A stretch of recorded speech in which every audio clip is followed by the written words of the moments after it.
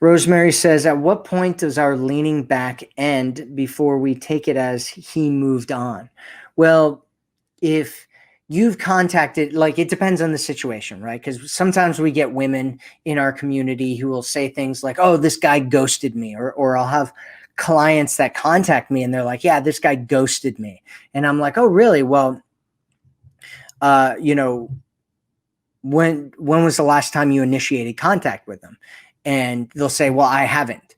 And you're like, okay, so he hasn't initiated contact. You haven't initiated contact, right? So he might think that you ghosted him, right? Which is why it's important that you have that rule of 1 to 3 or 1 to 4, where you contact him every once in a while, right? And if you're in a situation where you're doing all of the chasing right now and all the pursuing, what you want to do is just give him some space, right? Give him a week, right? Where you just give him some space and then send him a message and see what's going on with him, and see if that picks up the conversation again, and see if he starts initiating or saying sweet things or whatever, right? Because if you give him a week, what's going to end up happening is if he's interested in you, if he's into you, if he wants to be with you, he'll start to miss you and he'll want to connect again. And he'll be like, why aren't we talking? Why aren't you connecting? Like, what's going on? And what you can do is just let him know that you've got some other things going on, and that if he wants to meet up and if he wants to connect, that he should reach out to you.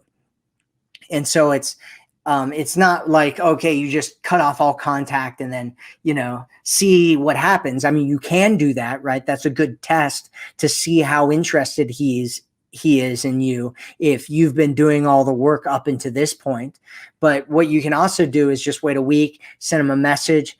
If you think that he's moving on anyway, then it doesn't matter if you just send him one message and just reach out to him and see how he's doing.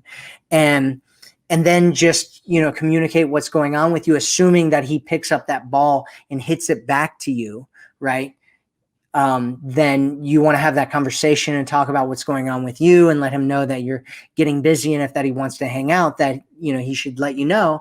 And basically what you're doing is you're flipping that frame, and you're saying, hey, start coming to me, start contacting me, start initiating with me if you're interested. And then you'll get to see how interested or not interested he is. And during that time, what you should be doing is you should be meeting other men. You should be, assuming that you guys aren't in a committed relationship, which it sounds like you're not, you should be out there meeting other men. You should be building an abundance of connecting with your parents, connecting with animals, connecting with nature, building a connection with yourself, which is the most important connection.